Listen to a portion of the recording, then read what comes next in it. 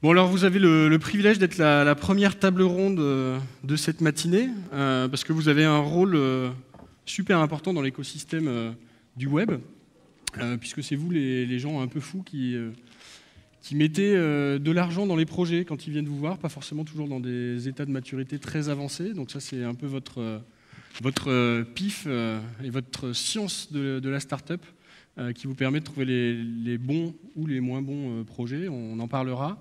On va voir dans cette table ronde un petit peu les différentes facettes du métier d'investisseur, le panorama aussi de l'investissement en France et de est-ce que les startups et les investisseurs se portent bien en France.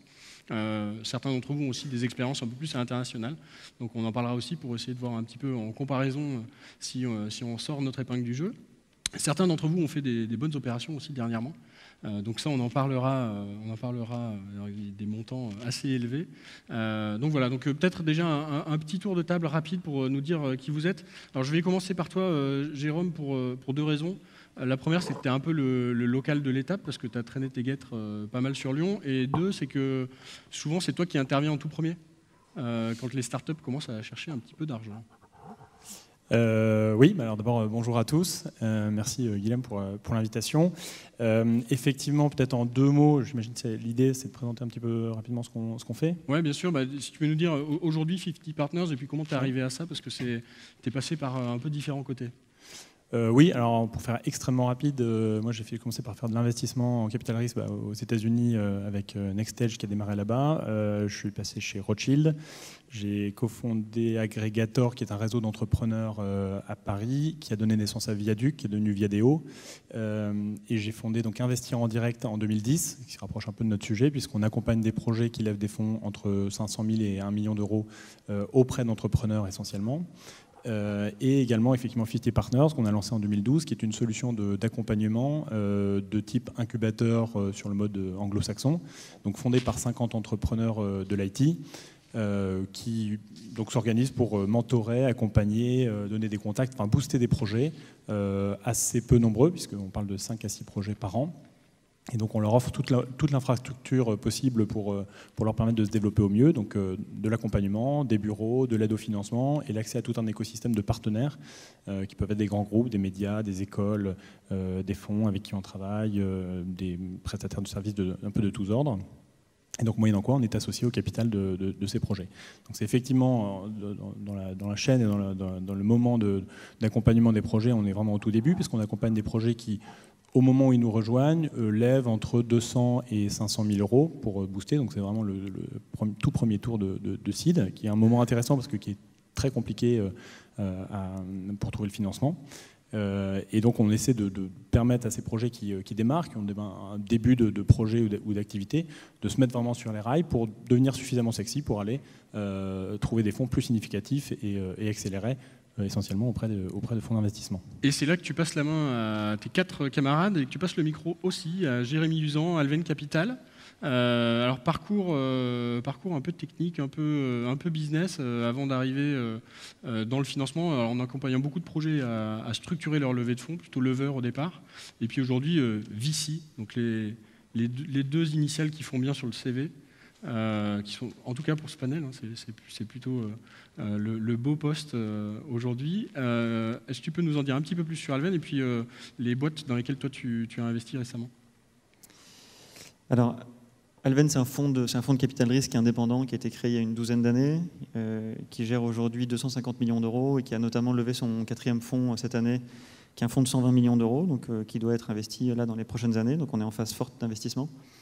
On a la particularité d'investir des tickets de, on va dire, 1 à 4-5 millions d'euros dans des sociétés en général qui sont à leur premier tour. Et on a en plus, on s'est offert la liberté d'avoir une poche amorçage qui nous permet de mettre des petits tickets de quelques centaines de cas, parfois dans des sociétés qui nous plaisent particulièrement et pour lesquelles on a un coup de cœur.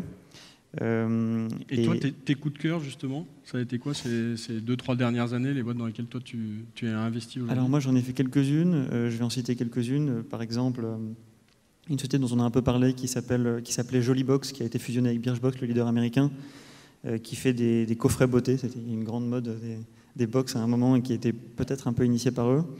J'ai financé aussi une société qui s'appelle Mob Partner il y a 2 ans, qui est une plateforme d'affiliation mobile qui a une très très forte croissance en ce moment. J'ai aussi financé 2 boîtes à Nantes, qui sont 2 belles sociétés, qui s'appellent Lengo et iAdvise, qui sont 2 belles sociétés en SaaS qui se développent très bien.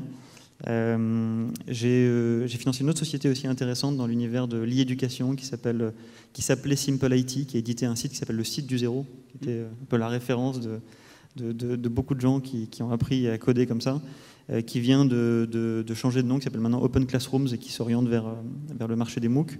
Enfin, j'ai fait une dizaine d'investissements. Finalement, pas de secteur vraiment particulier. Toi, tu es assez agnostique là-dessus. Non, oui, plein de choses. Il y a aussi bien, j'oublie par exemple Drivey, qui est une belle société aussi, qui est en C2C dans la location de voitures entre particuliers. Donc il y a aussi bien du C2C, du B2B, du B2C. Enfin, non, je pense qu'il n'y a pas de secteur. L'important, c'est de trouver une super équipe qui est positionnée sur un bon marché et au bon moment. Et puis, quand la magie opère, on est ravis de les accompagner. Voilà. Super. Martin, alors toi, tu viens d'un peu plus loin. Alors, je viens de Londres, effectivement. Donc, de Dijon. De Dijon à la base, ouais. Donc un peu plus près, mais je fais un détour par Londres entre-temps. Et donc moi, je bosse dans un fonds qui s'appelle Index, qui est un fonds de venture capital. On investit en Europe, mais aussi en Israël et aux États-Unis. Donc on a 3 fonds qui sont actifs aujourd'hui. On a une partie Life Science qui est heureusement avec une équipe dédiée. Et puis 2 fonds de tech. Donc un fonds Early Stage qui est le fonds pour lequel je bosse principalement. Qui est un fonds d'à peu près 400 millions d'euros. Et Early Stage, c'est en termes d'enveloppe? Ça va. Donc en fait, à l'intérieur du fonds de Early Stage, on a une poche de seed, nous aussi, donc un peu sur le modèle d'Adven. Bon, c'est Adven qui nous a copié, hein, mais c'est un peu le même modèle. Donc où là, on va investir en gros moins d'1 million d'euros, entre 50 000 et 1 million d'euros. Pareil au tout début de société. Mais après, le gros du fonds est quand même dédié aux séries A, série B, donc on peut mettre entre 1 et 10 millions. Ça, c'est le early stage. Et puis, on a un fonds aussi de growth stage, où on va investir entre 15 et 50, 60 millions d'euros dans des boîtes un peu plus avancées. Et là, c'est un fonds de 500 millions d'euros à peu près. Merci. À ta droite, Nicolas Deboc. Bonjour à tous. Donc, c'est un peu la même histoire. Donc, moi, je travaille chez Xange, qui est un fonds franco-allemand, enfin une équipe en France, une équipe en Allemagne. Des investissements partout en Europe, en majorité. Historiquement, c'est un fonds qui est lié à la Poste. Moi, j'étais postier avant d'être VC, donc tout est possible. On a même un polytechnicien. Donc, pour le coup, non, je suis pas facteur, on peut vraiment tout faire avant pour y arriver. Exactement. Parce que figurez-vous que les fonds, si je dis lié à la Poste, les fonds, comme les startups, doivent aussi lever des fonds. C'est partie du métier. Nous, on appelle ça les LP. Et donc parmi nos LP, historiquement, il y a la Poste et la Banque Postale, mais après il y a d'autres grosses boîtes. Voilà, et sinon c'est un peu la même histoire. On fait surtout des séries A, donc la fourchette 1 à 5 millions d'euros en fonction de la taille de la boîte, du secteur, de la consommation de cash et ce genre de choses. On n'a pas de poche dédiée spécialement au seed ou en dessous, mais on a la latitude de faire de temps en temps des tickets un peu plus petits, et le marché a l'air de le demander. Il y a de plus en plus de sociétés qui commencent à tourner et qui demandent moins d'argent, donc on s'adapte. Super, on parlera tout à l'heure d'une actualité assez chaude que vous avez vue récemment avec une belle sortie. On en parlera tout à l'heure, juste pour situer un petit peu, si on avait joué au Monopoly, là, la pile de billets, ce serait quand même un peu devant toi sur les dernières semaines en tout cas. Ouais. Donc on en parlera tout à l'heure. C'est des photographies à l'instant T, ça tourne vite. Mais effectivement, on a fait une belle sortie l'été dernier. Et puis Jean-David Chambredon, que vous avez sûrement vu ou entendu ou lu récemment, puisque tu as une actualité aussi assez forte en dehors de ton métier d'investisseur. On va d'abord parler de ton métier d'investisseur. On parlera un petit peu plus tard des pigeons. Oui, donc moi je suis le président d'Isaïe. Isaïe, c'est un fonds qui a été lancé par un certain nombre d'entrepreneurs, dont Pierre Kosciusko-Morizet, Geoffroy Roux de Bézieux, Stéphane Trépose, Auriel Ohaillon. On gère à peu près 90 millions aujourd'hui dans 2 poches. Un fonds de early stage qu'on peut appeler post-amorçage, qu'on a lancé il y a 3 ans, qui est investi à peu près à moitié, qui compte depuis ce matin 9 sociétés, puisqu'on a annoncé ce matin qu'on a investi dans une société qui s'appelle 360 Learning, dans les MOOC d'entreprise. Donc on copie Alven en fait. Non, en fait, on ne savait pas qu'ils étaient dans les MOOC d'entreprise. et un deuxième fonds qu'on a closé cet été, qui fait 50 millions et qui est orienté capital développement, private equity, parce qu'on pense qu'il y a un manque sur le marché de connaissance du monde Internet par les acteurs du private equity. Donc là, c'est un fonds qui peut investir jusqu'à 7 millions dans une entreprise et participer à des opérations jusqu'à 15 ou 20 millions si nécessaire, avec de la dette et des syndicats de partenaires. Voilà, donc on fait que de l'Internet, rien que l'Internet, tout l'Internet, et on essaye d'accompagner les boîtes du post-amorçage jusqu'à des opérations de LBO. Voilà.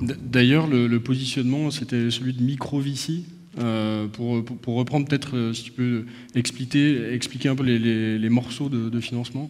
En fait, il y a eu, à un moment donné, il y a 3-4 ans, toute une vague, et c'était vrai dans toute l'Europe, c'était vrai aux États-Unis, c'était vrai en France, où des entrepreneurs se sont mis à devenir investisseurs.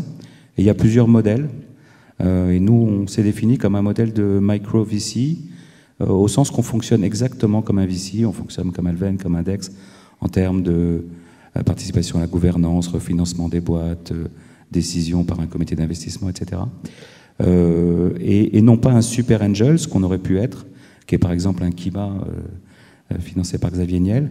La grande différence entre les deux modèles, c'est que dans un cas, les gens vont faire beaucoup de deals et beaucoup de petits deals. Ça, c'est le super angel. En général, il ne suit pas dans la suite. En général, comme il a beaucoup d'investissements, il ne peut pas s'occuper beaucoup des boîtes. Et puis, il y a le modèle micro-VC qui est... On doit déployer Kima et Isaïe à peu près le même montant par an. Simplement, lui, il doit faire 30 ou 50 deals et nous, on en fait 4. Donc forcément, on s'occupe plus de nos boîtes et on met plus d'argent dans les boîtes dans lesquelles on rentre. Voilà, donc Super Angel et Micro VC étant deux modèles avec en général de l'argent entrepreneurial derrière. Alors merci pour ce tour de présentation. On va rentrer dans le vif du sujet. Alors c'est un peu intimidant pour moi, ayant consulté mon livret A ce matin, d'être assis autour d'une force de frappe financière.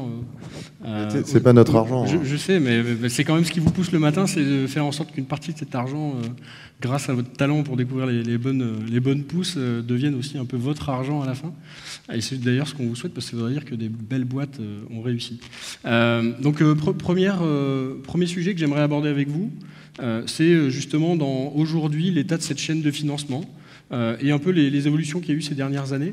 Il y a eu des nouveaux entrants, des accélérateurs, un renouveau un peu des business angels, maintenant du crowdfunding. Donc j'aimerais qu'on parle un petit peu de ces sujets pour qu'on essaie de voir est-ce que votre métier a changé ces dernières années, vers quoi ça va et est-ce que c'est finalement assez bien ou est-ce que vous êtes concurrencé par d'autres choses aujourd'hui. Peut-être Jérôme, toi tu m'avais en préparant... Qu'est-ce que j'avais dit, rappelle-moi. Alors, je vais te citer, parce que j'ai les trucs. Qu'il y avait beaucoup de changements les 5 dernières années, mais aussi beaucoup d'opportunités. Oui, je pense que tout le monde le constate, mais il s'est passé beaucoup de choses les 5, allez, peut-être 8 dernières années, et que la chaîne du financement s'est énormément structurée en France, comme ça a pu l'être dans plein de pays. Et moi, ce que je constate, c'est qu'aujourd'hui, on parle beaucoup d'equity gap. Finalement, je ne vois pas beaucoup d'equity gap. Il y a quand même beaucoup de steps dans le développement d'une entreprise où les financements sont couverts par différentes structures.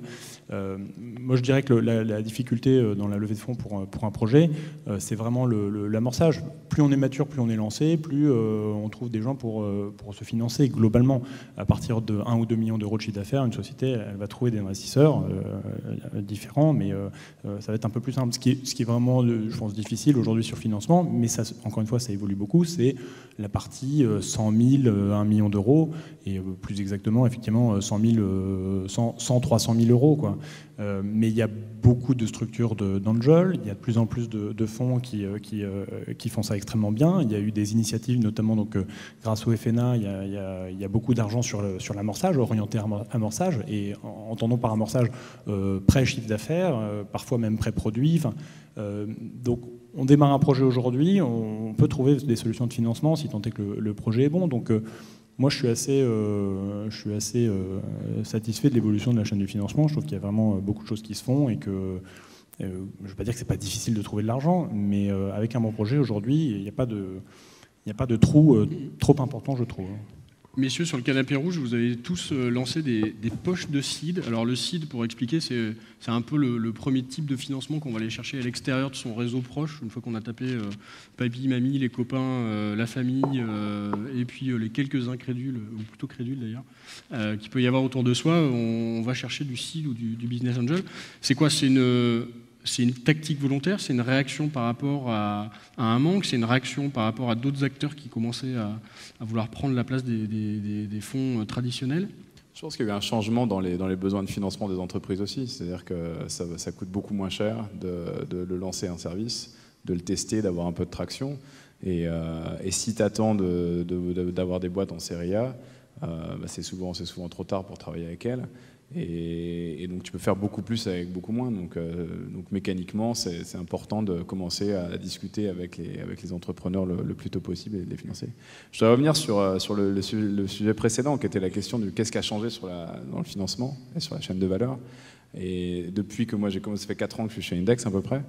Et les deux choses qui ont vraiment évolué, il y a deux tendances. Il y a à la fois un côté de l'éducation, donc l'entrepreneuriat s'est généralisé, il y a beaucoup de ressources qui ont été mises en ligne, comment lever de l'argent, comment créer des entreprises. Donc toi en particulier, en France par exemple, tu as été l'une des personnes qui a vraiment beaucoup poussé sur le côté éducation. Et ça, c'est l'un des grands phénomènes. Et le deuxième phénomène qui est apparu, c'est que la technologie elle-même est en train de disrupter le monde du VC, ou en tout cas en train de... Est-ce qu'elle le disrupte, est-ce qu'elle l'améliore, est-ce qu'elle le transforme? En tout cas, moi je pense qu'elle le transforme. Et quand j'ai commencé, AngelList n'existait pas par exemple. Aujourd'hui, AngelList, c'est quand même 1400 boîtes qui sont en train de lever en temps réel aujourd'hui sur AngelList de façon complètement transparente sur des termes qui n'ont jamais existé avant. Alors AngelList est encore très faible en Europe. Peut-être tu peux rappeler ce qu'est AngelList. AngelList, c'est un réseau social pour entrepreneurs et investisseurs globalement, où les entreprises se listent pour lever de l'argent. Et où les investisseurs, qu'ils soient privés ou fonds, participent publiquement à des levées sur cette plateforme, et maintenant même en ligne. Donc c'est-à-dire que les documents légaux sont en ligne, les virements se font en ligne, et ils viennent de lancer un nouveau produit qui est un peu technique, mais ça s'appelle un syndicat, où en fait des super angels peuvent se mettre ensemble pour créer presque des micro-fonds de VC pour investir dans des entreprises. Donc il y a un grand débat en ce moment sur la côte ouest qui va arriver en Europe, parce que AngelList est en train de se lancer très fortement en Europe après avoir levé de l'argent. Et où ils se demandent quel va être l'impact des syndicats. Est-ce que c'est la fin des VC? Je pense que c'est pas du tout la fin des VC, parce que être VC, c'est beaucoup plus que juste donner de l'argent. On travaille beaucoup, on n'a pas l'air, mais on travaille quand même pas mal avec les boîtes avec lesquelles on bosse, et ça demande quand même une certaine expérience professionnelle. On n'a même plus le temps de se raser d'ailleurs. Voilà, on n'a plus le temps de se raser. Mais c'est beaucoup de travail. Une barbe comme ça, c'est beaucoup d'entretien. Je reconnais la qualité de la coupe de poil. C'est superbe. Voilà, donc ça c'est une autre tendance vraiment intéressante. Mais c'est le tout début. Le débat, le syndicat sur AngelList a été créé il y a quelques jours, et le débat est maintenant en train d'exister, et personne ne connaît vraiment la réponse. Mais c'est un changement sismique. Nicolas, tu opines du chef, je crois que tu as... Non, je veux juste, s'il faut donner des conseils, si vous êtes une boîte française, d'aller sur AngelList, déjà, c'est un bon signe. Moi, je traîne souvent dessus, et je me dis, ceux qui ont fait le pas de faire ça, ça montre qu'ils sont ouverts, qu'ils pensent déjà global, parce que c'est aussi, je voulais ajouter ça.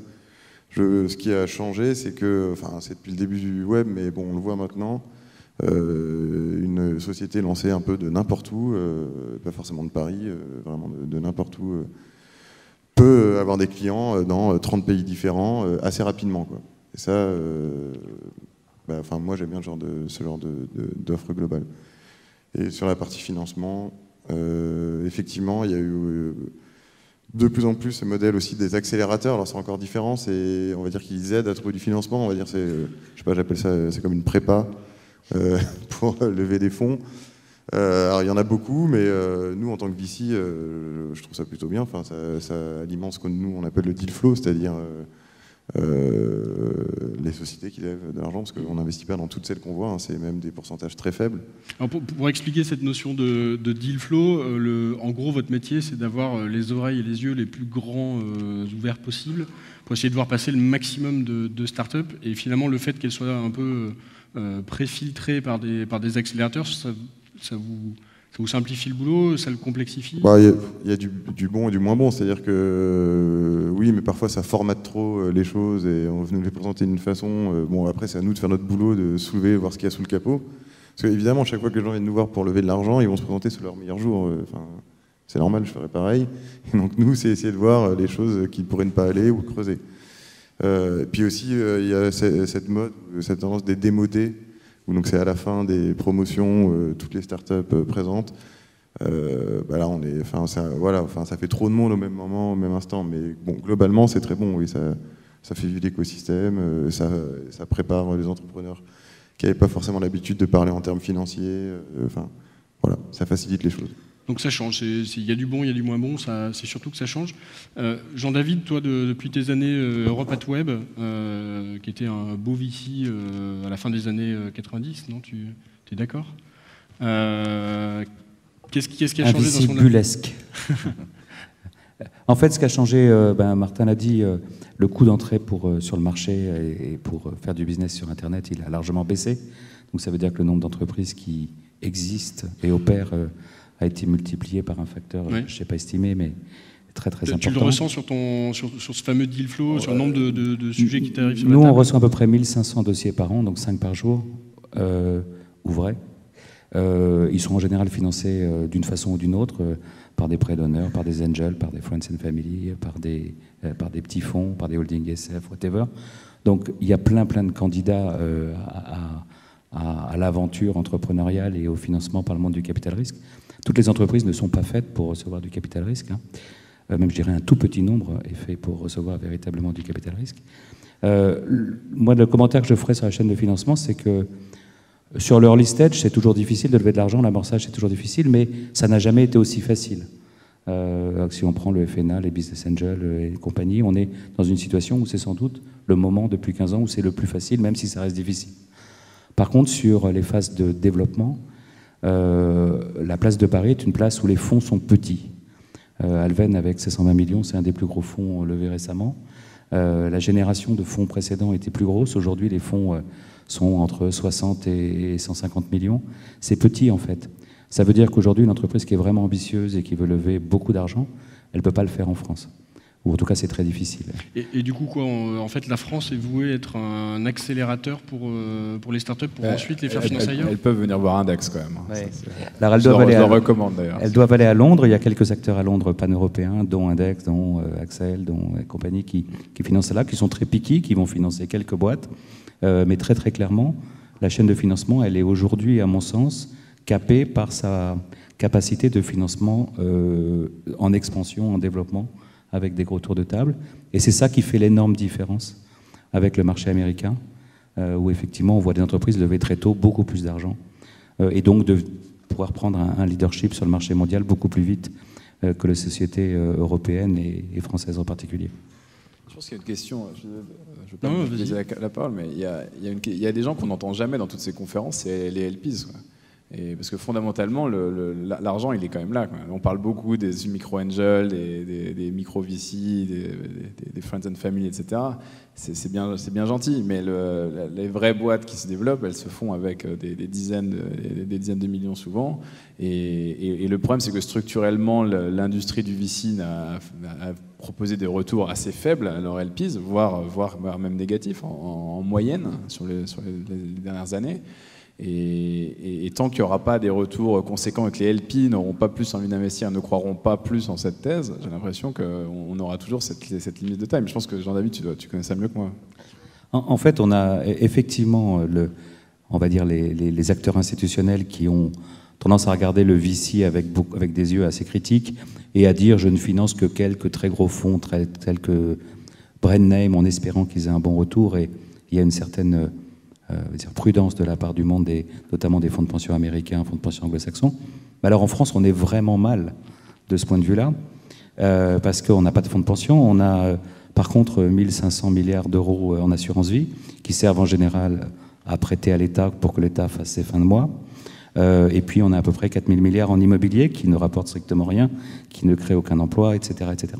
Et donc on a des gestionnaires d'épargne longue en France qui n'ont rien en action, même en action. C'est-à-dire que pour eux, les actions, c'est risqué, ils ne vont pas faire d'action. Donc ça veut dire que l'épargne massive des Français n'est pas du tout dans l'économie. Alors là, on se retrouve un peu dans mon histoire de pigeon, mais c'est un sujet sur lequel, avec mon ami Mathieu qui est là, on se mobilise. 0,2% de l'assurance vie par an, investie sur 5 ans, c'est-à-dire 1% de l'assurance vie investie en capital risque, capital développement en France, on relance l'économie française. D'accord ? Parce qu'on multiplie par 3 ou 4 la capacité d'investissement dans le capital productif en France. Malheureusement, nos assureurs vie sont très très très prudents, ils sont extrêmement puissants, et comme ils tiennent l'État par les coucougnettes, eh ben, rien ne se passe. Voilà. Donc on a des LP au niveau mondial qui sont prudents et des LP français qui ne sont pas prudents. Ils sont à l'arrêt. Alors l'optimisme de la bande, comme toi tu es au tout début du cycle de financement, ça t'évoque quoi C'est vrai que je connais moins le CapDev, mais sauf erreur, tu m'as demandé d'être un peu pas polémique, mais il me semble qu'aucun projet en développement, aucun projet sexy français en développement n'ait eu de difficulté véritable à trouver du financement. C'est-à-dire que l'exemple que je connais, c'est Viadeo. 100% de l'argent est français. Il y a le FSI qui a beaucoup accompagné, mais on a levé des dizaines de millions d'euros en France. C'est-à-dire que Criteo, alors après, qu'on aille chercher l'argent à l'étranger, c'est très bien, mais ça relève aussi d'une stratégie internationale des boîtes. Il y a plein des Néolan, etc., qui vont chercher peut-être de l'argent à l'extérieur parce qu'ils ont une stratégie internationale et que ça fait du sens d'avoir des fonds à l'étranger. Donc, il y a peut-être un peu moins effectivement d'argent en CapDev, c'est vrai, je suis d'accord, mais une boîte qui est lancée et qui marche bien, elle trouve. En fait, c'est autoréalisateur. Si tu te dis, tu fais un série A de 4 millions d'euros et que tu as des VC qui disent, tu sais, lever le prochain tour à 10 millions d'euros, ça sera super compliqué. Donc, s'il te plaît, sois profitable avec les 4 millions d'euros. Bah, tu fabriques ni Criteo, ni Viadeo, ni rien. Donc, c'est autoréalisateur. C'est-à-dire que soit tu as une aspiration vers le haut, avec une capacité de financement ambitieuse, et à ce moment-là, tout le monde joue ce jeu-là, soit tout le monde se recroqueville sur le break-even le plus tôt possible, ce qui se passe en France, soyons clairs. Et donc, tout simplement parce qu'il n'y a pas les sous pour afficher une ambition plus importante. Et Jérémy, quand on fait une prise de participation dans une boîte, qu'elle soit nantaise, parisienne, peut-être bientôt lyonnaise, ça nous fera l'occasion de te voir un peu plus souvent ici, quand on met 1, 2, 3 millions sur la table, quand on pense au next step avec les entrepreneurs, ça se ressent justement cette notion de « ok, maintenant il va falloir serrer les boulons, être profitable tout de suite ». En fait, la question intéressante là-dedans, c'est que en France, on a, par rapport aux États-Unis, on a une problématique sur les exits franco-français. Et donc, mettre 10 millions d'euros dans une société au début, en payant 20-30 millions d'euros de valorisation, en espérant faire x5 et donc en la vendant 150 millions d'euros, c'est un truc, on a du mal à y aller, quoi. On sent bien qu'il y a peu de chances que ça marche. Aux États-Unis, il y a une chaîne complète beaucoup plus épaisse où on sait qu'on peut vendre sa société 1 milliard à Facebook avec 10 employés. Et donc, non ? Et pas de chiffre d'affaires. Et donc, payer 100 millions de dollars de valo, ça se fait. En France, ça se fait pas. En France, quand on fait un exit à 100 millions, on est déjà dans le tout petit bout des exits qui sont à 3 chiffres. Donc, ce qui est peut-être en train de se passer, notamment avec des Criteo et d'autres beaux exits qu'il y a eu, c'est qu'on a des sociétés françaises qui aujourd'hui ont la capacité d'aller à l'international. D'ailleurs, on en a une belle aussi avec Blablacar. Enfin, il y a des sociétés qui ont tout de suite montré leur capacité à aller chercher des marchés beaucoup plus grands que le marché français et qui donc, de fait, sont capables d'intéresser des acheteurs internationaux et donc des valos très élevés et donc qui sont capables d'attirer des VC tôt avec des valos élevés.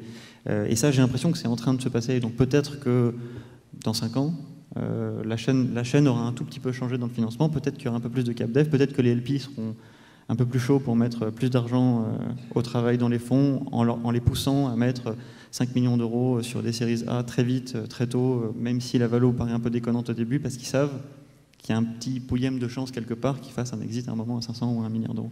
Donc finalement, le problème, il n'est pas au début, il est à la fin, à la sortie. C'est la chaîne, en fait. Enfin, tout ça, c'est un équilibre. Et comme dans plein de sujets comme ça, c'est difficile de pointer du doigt un problème dans la chaîne et de dire que là, il y a un problème. C'est globalement la chaîne qui doit trouver un nouvel équilibre.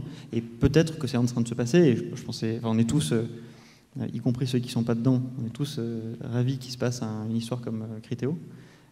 Parce que ça montre un chemin, je pense. Et ça fera peut-être un peu rêver les LP, ça donnera peut-être un peu plus confiance aux VC, ça donnera plus d'ambition aux entrepreneurs. Voilà, on est tous ravis de voir ça, on a envie que ça se passe super bien et que ça soit une très très belle success story jusqu'à la fin, pour dynamiser un peu la chaîne et faire bouger un peu tout ça dans le bon sens. Quand finalement c'est un peu comme en sport où on a besoin d'un premier champion qui va réussir pour montrer la voie aux autres. Un Néolane, ça peut servir à ça. Ça fait quoi à la fois alors peut-être pas structurellement à l'échelle d'un pays, mais dans les autres participations d'un fonds, dans le fait de lever un nouveau fonds, est-ce que ça... Une exit, peut-être déjà tu peux nous dire ce qui s'est passé, comment ça s'est passé, mais... Ouais, enfin non, juste pour répondre à la question, c'est sûr que de faire des belles sorties, je crois qu'il y avait un conseil, je sais plus, d'administration, enfin de surveillance, je sais plus comment on appelle ça, du fonds le lendemain de l'annonce de la sortie, et oui, donc avec ce qu'on appelle nos LP, donc c'est-à-dire nos investisseurs, ils étaient contents et c'est plus facile de remonter de l'argent. Tu peux nous raconter le cas et l'histoire? Oui, bah alors, donc Neolan, c'est une société dont Xange était actionnaire, mais pas seulement. Il y avait aussi un autre fonds français qui était rentré avant nous, qui s'appelle Origa, qui a été racheté 600 millions de dollars par Adobe cet été, enfin au mois de juin. Donc société française. Oui, une société française, une équipe de centraliens qui a monté ça, je crois, début des années 2000 ou 2002, par là. Pas très connu, pas comme Dailymotion ou ce genre de choses, que c'est pas B2C, quoi, c'est du B2B, du logiciel d'entreprise pour faire du marketing par email, mais qui vend à des gros clients dans différents pays dans le monde. Et on savait que c'était une belle société, les dirigeants étaient très forts. Enfin, c'est un peu la tarte à la crème ou le cliché de dire ça, mais c'est vrai. C'est beaucoup ce qu'on regarde quand on investit dans une société, c'est le marché dans lequel elle est, mais c'est aussi les dirigeants. Et là, depuis qu'on était rentré dedans, on savait que c'était une société qui marchait bien.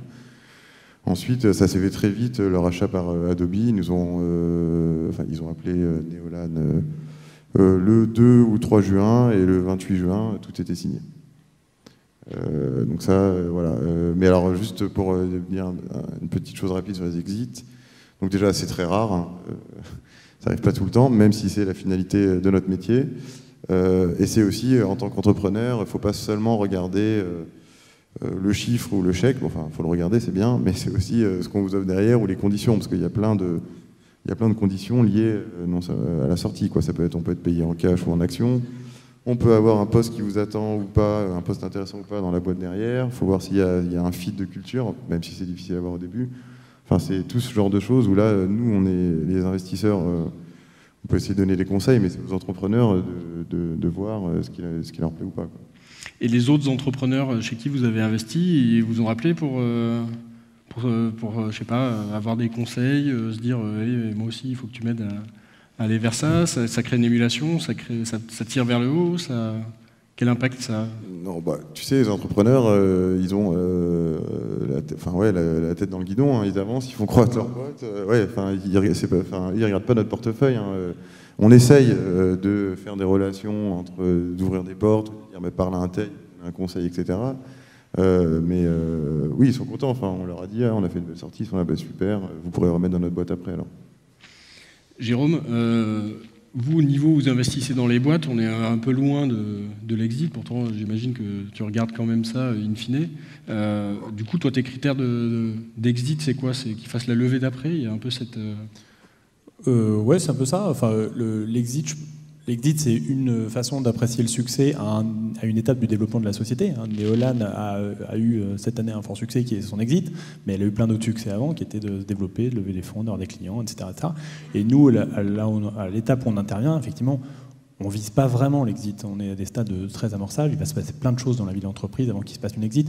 Et finalement, une exit, c'est une conséquence de Adobe qui appelle le 2 juin et qui rachète le 28 juin. Mais il y avait Frédéric tout à l'heure, c'est un bon exemple il a dit à un moment exit, pas exit, on s'est posé la question, puis on a décidé d'aller plus loin. Donc il n'a pas eu un échec de ne pas vendre, il a décidé, comme Facebook, comme plein de gens, d'aller plus loin, etc. Donc nous, à notre stade, effectivement, la mesure du succès, c'est de mettre sur les rails les sociétés qu'on accompagne, de leur aider à trouver un business model, de structurer une équipe, de lever des fonds, peut-être d'aller jusqu'au break-even, et puis de passer à la suite, quoi. Donc nous, notre target, c'est ça. Donc ça passe pas dans la presse, mais on est tout aussi content. Alors on va passer à une phase un peu autocritique. Là, finalement, on a tiré un peu les conclusions de où était le marché, comment avait évolué le secteur. Et puis en préparant, on a eu un sujet qui est venu, finalement que j'ai mis sur la table assez naturellement, mais qui est venu aussi naturellement, qui est de dire, ok, comment est-ce que vous, en tant qu'investisseur, vous pouvez aussi vous améliorer, soit dans votre relation avec les entrepreneurs, soit dans votre mode de fonctionnement, pour aussi participer à l'amélioration de cette chaîne de financement. Alors, qui a envie de réagir là-dessus? Oui. Toi, tu as été assez dur avec vous-même. Hein. C'était Ouais, une non, question de rapidité. Ouais, non, ce que je trouve, ça fait 2-3 ans, donc pas si longtemps que ça que je suis dans l'industrie, mais et notamment en fait avec l'apparition des fonds classiques qui faisaient des séries A, qui se mettent à faire des tours de seed ou des tours plus petits, c'est la réactivité, la lenteur dans la réaction. Enfin, on essaye d'être. Enfin, je pense qu'un des défauts qu'on a parfois, et pas sur tous les dossiers, mais sur certains dossiers, c'est qu'on met trop de temps à dire oui ou non, mais à donner une réponse. Et je comprends que ça frustre et ça fait perdre du temps aux boîtes. Et en particulier quand ce sont des boîtes qui font des tours plus petits, où on applique les réflexes des tours plus gros qu'on a l'habitude de faire, de prendre le temps de faire du deal longtemps, où finalement il faudrait réagir plus vite. Et plus la boîte est petite, plus on le fait perdre de temps, moins c'est bon pour la boîte, quoi. Donc moi j'essaie de me fouetter pour essayer de répondre plus vite, même si j'explique aussi pour qu'on prenne du temps, parce que enfin voilà, c'est pas tout noir, tout blanc. Les gens viennent nous présenter un dossier, on se pose des questions, on se gratte la tête, on en parle autour de nous, tout ça, ça prend du temps, ça mûrit dans la tête. Enfin, c'est quand même un métier de conviction ici, c'est-à-dire que l'entrepreneur doit nous convaincre, et après, en général, on investit quand même en équipe, il y a une équipe d'investisseurs, et c'est toi qui portes le dossier de convaincre les autres. Donc tout ça prend du temps, mais parfois il y a un décalage entre le temps des VC et le temps des entrepreneurs, en particulier dans les tours les plus jeunes. Moi, je fais 14 ans que je fais ce métier, et donc je trouve que de la même façon que les entrepreneurs ont beaucoup progressé, les VC ont beaucoup progressé. Je pense qu'il est facile de répondre non très vite, et nous on essaye de le faire chez Isaïe. On a un délai de 5 jours entre la réception d'un dossier et le non quand on n'est pas intéressé. C'est par contre très difficile de dire oui vite. Il faut dire oui vite, mais pas trop vite. Parce qu'en fait, c'est un mariage. Quand on rentre dans un business, on va rester actionnaire pendant 3 ans, 5 ans, 7 ans, 8 ans, 10 ans. Et on ne se marie pas à la va-vite, enfin, on n'est pas à Las Vegas. Et donc, je pense que pour l'entrepreneur et pour le VC, prendre le temps de s'apprivoiser avant de signer est une nécessité, ou alors on prépare des lendemains, je ne sais plus comment on appelle ça, le lendemain, c'était ça, oui, ok, le lendemain du deal, on se dit, l'entrepreneur dit, c'est eux, et puis... c'est hangover, quoi. Voilà. Et voilà, le oh shit meeting. Voilà, donc dire non vite, oui, dire oui trop vite, non. D'autres points sur lesquels vous pensez qu'aujourd'hui les investisseurs peuvent mieux faire le boulot? On va renvoyer après l'ascenseur aux entrepreneurs, hein, parce que c'est un peu le jeu. Mais... Moi, je suis complètement d'accord avec ce sujet-là. À mon avis, c'est le principal sujet sur lequel on peut s'améliorer. C'est travailler nos propres process. Il faut en avoir de toute façon, donc on ne pourra pas dire oui ou non en 5 minutes. Par contre, typiquement, nous, on a des mécaniques qui s'inscrivent sur un espèce de cycle hebdomadaire. Et donc, on a des difficultés à compresser le temps en dessous de la semaine. Alors, on a besoin de tous se voir. On est 5 dans l'équipe. Et il faut qu'on se voit à 5. Et on a tous des agendas un peu chargés. C'est compliqué de se voir à 5 en dehors de ce meeting qui est bien prévu 6 mois à l'avance, tous les lundis. Et ça, c'est un peu dommage. Et notamment, je suis d'accord sur les deals seed, sur lesquels on pourrait très vite, en fait, vraiment en une demi-heure, on pourrait dire non, en tout cas très facilement. Dire oui, c'est vrai que ça prend plus de temps. Sinon, je pense qu'il y a autre chose. Il y a, à mon avis, il y a des... Alors, je sais que ça, c'est chacun sa sauce sa sauce perso. Mais à mon avis, il y a des choses qu'on peut améliorer dans le suivi des participations, dans le suivi des sociétés. Notamment, moi, je réalise quelque chose avec le temps, là. C'est que plus on fait d'investissements, plus on a son agenda pré-rempli par toutes les sociétés dans lesquelles on a investi, moins on a de temps à consacrer aux nouveaux investissements qu'on est en train de faire. Et donc tout ça se paralyse un tout petit peu. Et je pense qu'il y a une réflexion à avoir, en tout cas, moi dans mon cas, il y a une réflexion à avoir sur comment est-ce que tu structures le temps que tu as dans la semaine, qui va en général du lundi au dimanche, pour répondre aux besoins des différents investisseurs, parce que le deal moral, c'est quand même, on est là, quoi. On est là, tu peux nous appeler quand tu veux, et à n'importe quelle heure, et on essaiera de trouver des solutions à ta problématique. Et en même temps, comment est-ce qu'on continue de faire notre métier, qui est de chasser la super société qui est en train d'émerger quelque part en France et dont personne n'a entendu. Et je pressens qu'il y a une petite limite au modèle qui est de continuer de trouver des super sociétés, de maintenir un rythme d'investissement fort parce que c'est super d'investir et il ne faut pas se priver. Et puis quand on voit une belle société, il ne faut pas se dire je la laisse passer parce que j'ai pas trop de temps. Ça c'est la base, c'est quand il y a une belle société, il faut trouver le temps pour faire son analyse et puis réussir à faire le deal. Donc je pense qu'il y a une réflexion à avoir sur l'organisation perso qu'on a chacun de nos quelques heures. Voilà. Martin ? Chez Index, depuis que je suis arrivé, je suis assez fier de ce qu'on a fait. Donc on s'est beaucoup amélioré depuis que pas grâce à moi, hein, mais c'est vrai que c'était au moment où je suis arrivé. Parce qu'on a quelques partenaires qui sont assez visionnaires dans leur manière de voir les choses. Donc on a créé un pool de seed avec des process beaucoup plus courts. On a poussé pour avoir des documents qui soient standardisés et qu'on a publiés, en fait, des documents open source, en fait, avec d'autres VC anglais pour que tout le monde utilise les mêmes documents en seed. On a créé un pôle de service à l'intérieur d'Index pour justement avoir des gens dédiés à l'aide de nos startups. On fait beaucoup plus de PR, donc nous-mêmes on réfléchit de plus en plus comme une start-up nous-mêmes, on créer du deal flow comme une boîte de SaaS quasiment, donc essayer d'avoir un funnel de transformation, etc. Donc on a fait beaucoup de choses, on a beaucoup changé, on s'est pas mal amélioré. Il y a un domaine sur lequel je trouve qui est très difficile dans le métier, en particulier en early stage. C'est la difficulté de prendre du recul.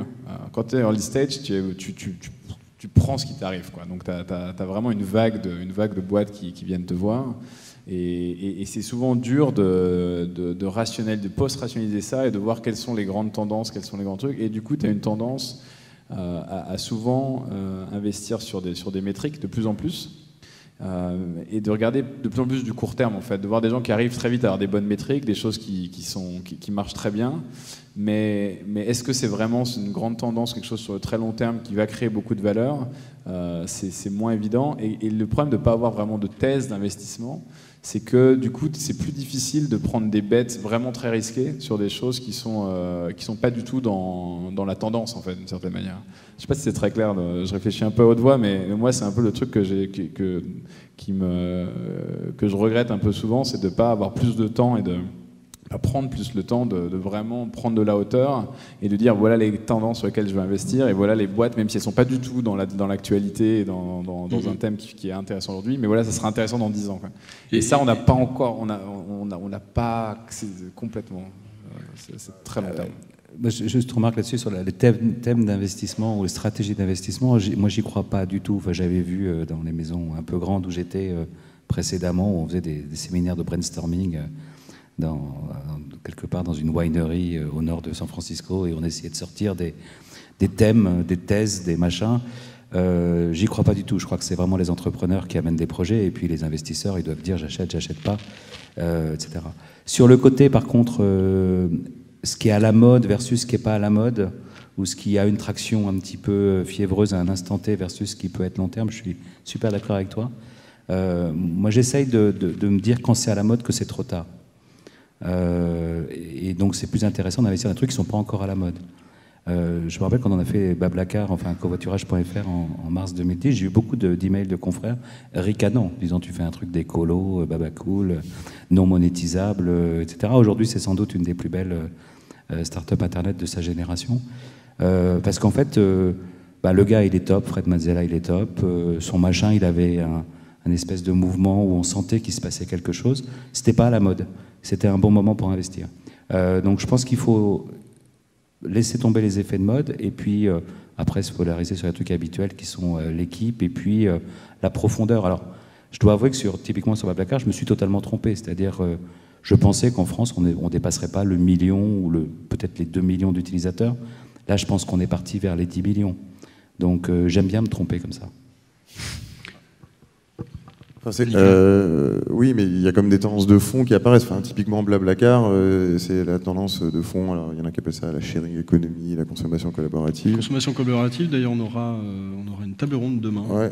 Ici. Ouais, c'était pas évident, mais enfin, nous, enfin, là, je parle en tant que VC, ville capitaliste qui regarde les business models. C'est comme des beaux business models, si on regarde en dehors de la tendance de fond, parce que c'est les business models de place de marché.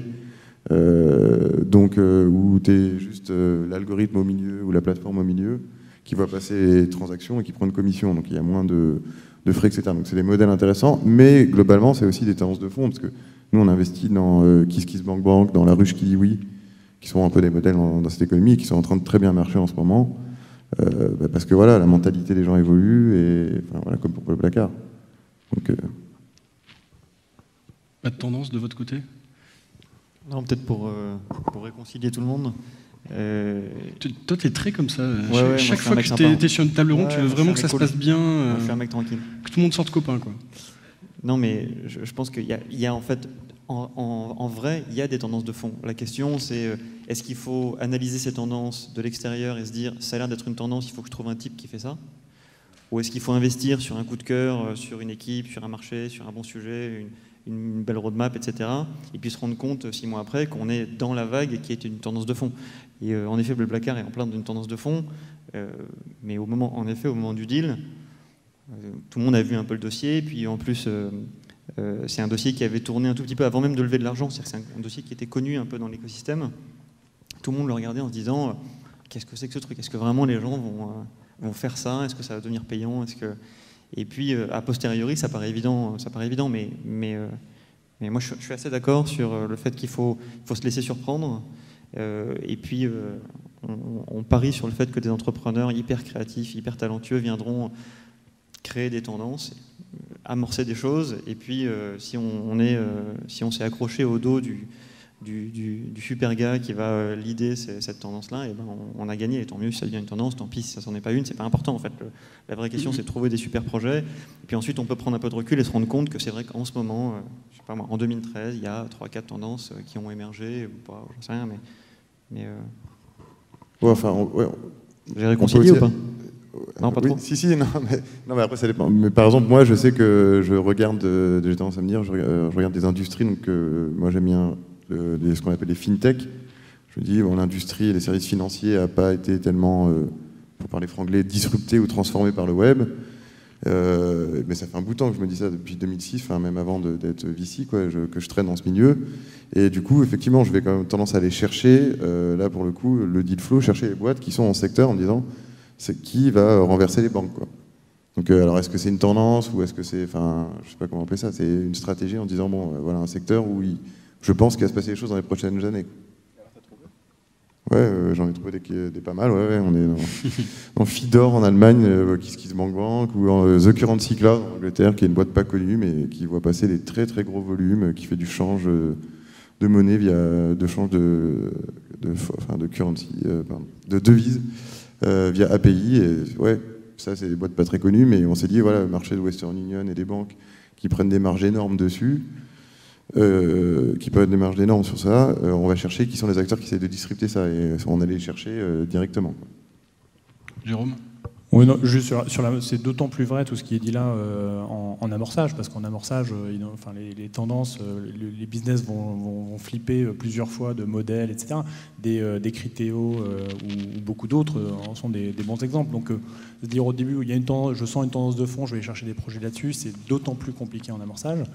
Et je pense qu'il y a un élément qui est clé et qu'on a évoqué plusieurs reprises, Jean-David vient de le dire sur BlaBlaCar, mais c'est les hommes. BlaBlaCar, c'est parce que Mazzella fait un super boulot et qu'au début, je pense que tu as parié sur lui, plus que sur le marché, la tendance. Voilà, tu t'es dit, ce mec va faire un truc. Et c'est vrai, et c'est encore plus vrai en amorçage. Nous, on joue beaucoup là-dessus, on parie sur des équipes. Et j'aurais tendance à dire l'équipe élargie. Et ça rejoint pas mal de choses qui ont été dites là, et même ce qu'a dit Frédéric Montagnon tout à l'heure, qui disait, il y a un truc qui est intéressant, c'est que les entrepreneurs commencent à accompagner des projets, investissent dans des projets. Et en fait, je pense qu'il y a un rapprochement entre on disait comment évoluent les VC. Je pense que les VC ils deviennent de plus en plus entrepreneuriaux et moins financiers. Et je pense que c'est une excellente chose, parce que si on regarde la Silicon Valley, ce n'est que ça. Les entrepreneurs sont des investisseurs, et inversement, en fait, il y a beaucoup moins de frontières. Et en France, c'est aussi un peu ce qui est en train de se passer, et c'est excellent. Et je pense que dans le succès de BlaBlaCar, Jean-David n'y est pas du tout pour rien. On a évoqué Criteo hier soir avec plusieurs personnes. Les VC ont eu un rôle prépondérant dans le flip de modèles, etc. Donc c'est l'entrepreneur et les gens qui sont autour, que ce soit des VC, des conseils, des mentors, etc. Mais c'est pour ça que sur l'amorçage, l'entrepreneur qui aide au financement, c'est hyper intéressant. Isaïe, c'est un fonds d'entrepreneurs, c'est juste pile poil dedans. Xange, Alven, etc., de plus en plus intègrent des entrepreneurs qui aident. Vous avez parfois même des angels qui investissent avec vous, et vous travaillez aussi avec des entrepreneurs. Et je pense que c'est une tendance qui est très bonne. Donc moi je dis, c'est plus que des tendances, c'est les hommes. Et après évidemment il y a des marchés qui se construisent, mais ça on ne peut pas maîtriser. C'est une vision qu'on ne peut pas avoir forcément, je pense. Tu voulais réagir ? Oui, je voudrais rebondir sur un truc qu'a dit Fred Montagnon tout à l'heure sur le one-man show. On parle de Mazzella, comme on a parlé à une époque de Kosciuszko Morizet, etc., comme les figures emblématiques d'une boîte. C'est vrai qu'ils ont un rôle absolument clé, qu'ils sont la vitrine, le leader, l'interface avec les investisseurs, etc., etc. Et c'est extrêmement important. Mais en fait, en général, quand les boîtes réussissent, c'est aussi qu'il y a une équipe derrière de cofondateurs ou de gens, de salariés de la première heure, qui permettent au truc de marcher. Moi, j'ai bien suivi l'histoire Pressminister pendant de nombreuses années. Pierre Kosciuszko, il ne bossait pas, quoi. Il devait de l'argent. C'était Mathieu, Krings et Ziegler qui faisaient tourner la boutique. Chez Blablacar, c'est Nicolas, Francis, etc. qui font tourner la boutique. Et donc, cette notion d'équipe avec éventuellement un espèce de héros qui est visible, mais derrière des gens qui font fonctionner, c'est super important. Donc, quand on parle d'apprécier un projet, on regarde vraiment cet aspect équipe. Et cet aspect, est-ce qu'il y a le visionnaire, le techie, le marketeur, le user experience, enfin, est-ce que toutes ces compétences sont bien présentes? Et je pense que c'est un grand changement, parce que on va dire que l'entrepreneur du XXe siècle, il était assez one-man show. Et aujourd'hui, c'est plus vrai du tout. C'est un modèle qui n'est pas viable. Le one-man show est plus viable. Alors, finalement, on a bien compris que les VC avaient un bon impact sur les entrepreneurs. On va peut-être renverser la question de tout à l'heure sur l'autocritique, pour alors pas être dans la critique, mais peut-être donner quelques conseils de vos points de vue aux entrepreneurs, aux startups qui pourraient être là dans la salle et qui rentrent dans ce jeu de levée de fonds. Quand on préparait, alors forcément, tu as une place aussi d'accélérateur, Jérôme. Donc c'est peut-être plus simple que pour tes 4 camarades de dire ça, mais tu me disais, le sujet de la table ronde, money is king, en fait, n'est pas vraiment vrai, parce que quand on est un entrepreneur, ça peut aussi avoir des mauvais aspects de lever trop d'argent, lever trop tôt ou partir trop dans ce jeu, un peu qui a une fin en soi de lever. Donc je vais peut-être te laisser commencer sur ce conseil-là, puis après on fera un petit tour pour clôturer. J'ai dit ça pour te faire plaisir, tu as demandé d'être polémique. Donc les money is king, non, money is not king. Non, mais c'est un peu A/B testing, quoi. Je renverse complètement le sujet. Ce que je voulais dire par là, ce qui me semble intéressant, effectivement, sur 50 Partners, on accompagne des projets en fait sans cash. Tu dis qu'on investit, en fait on n'investit pas, il n'y a pas de cash, on accompagne. C'est-à-dire qu'on apporte à un moment de la vie de l'entreprise des conseils, de l'accompagnement, des services, des outils qui permettent au projet de se développer. Et on pense effectivement qu'à ce moment-là, c'est souvent salvateur pour les projets de finalement pas avoir tant de cash que ça. Parce que c'est des moments où ils vont itérer sur les modèles, ils vont chercher leur marché, ils vont tester auprès des clients, etc.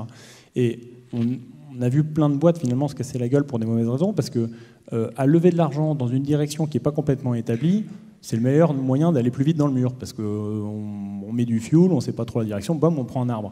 Là, l'idée, c'est d'avancer petit à petit, de voir l'arbre, de tourner, de changer, jusqu'à trouver le bon modèle, se mettre sur les rails. Et là, on peut appuyer, on peut mettre de l'argent. Donc, money is king, oui, mais au bon moment. Donc, et souvent en amorçage, moi, j'ai tendance à dire, il ne faut pas trop lever. Donc, les projets qui viennent nous voir en disant, je voudrais lever 1 million d'euros parce que je suis persuadé de la route, il faut aller là, etc. Je dis, d'abord, souvent, ils ne trouvent pas 1 million d'euros parce que c'est trop tôt, etc. Mais tout ça est finalement assez naturel, c'est que finalement les investisseurs ne sont pas fous, ils ne donnent pas 1 million d'euros à un projet qui est trop jeune parce qu'on ne connaît pas la route. Donc on met 100 000, 200 000, 300 000, on teste, on voit, on itère. C'est pour ça que les investisseurs ils demandent des chiffres, ils disent montre-nous quelle traction, etc. Ok, on a trouvé la route, ok, on peut mettre 1 million d'euros, puis 5 millions d'euros, puis etc. Mais il y a un temps. Donc money is not king à tous les moments. Et qu'au début, c'est effectivement bien s'entourer, bien structurer l'équipe, bien tester, A/B testing sur le produit, client, etc., trouver la route et après, money is king. Jérémy, ton conseil pour les entrepreneurs? De tous ceux que tu vois passer, quel serait peut-être le truc à améliorer? Alors moi, le principal conseil que je donne aux entrepreneurs qui sont financés, c'est d'arriver à mettre en place une relation avec l'investisseur qui les suit de totale transparence.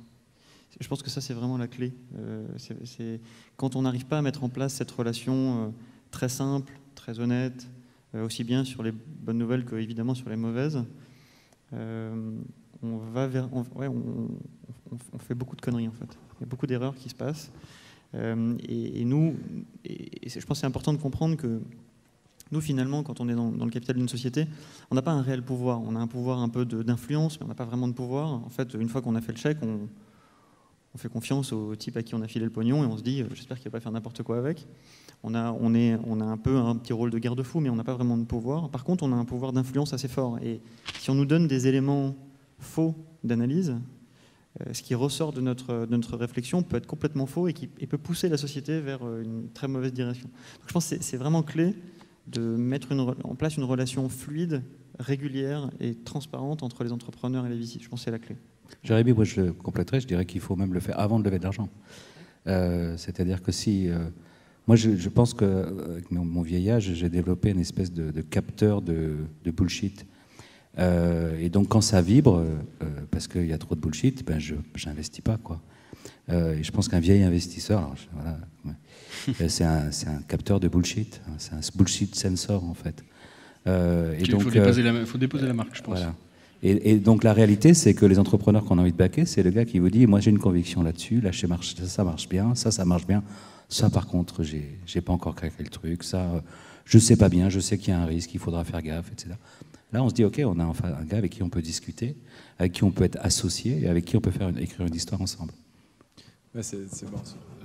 Sur ce point-là, de reconnaître ses erreurs, je pense que c'est hyper important. Je me rappelle on a reçu House Trip, le dossier en seed, qui est l'une des seules boîtes qu'on a faites vraiment un mec qui juste nous a envoyé un mail venant de nulle part, plus ou moins. Bon, on le connaissait vaguement, mais vraiment, c'était quasiment un inconnu, quoi.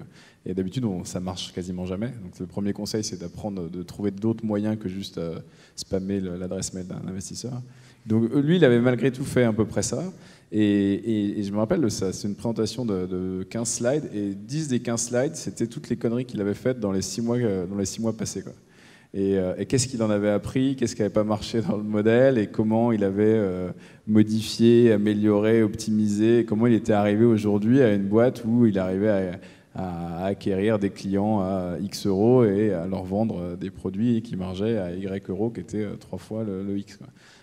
C'était aussi simple que ça, et c'est vrai que son modèle se résume à ça. C'est un business d'arbitrage de trafic, plus ou moins, avec une communauté, mais ça reste comme au fond quelque chose comme ça.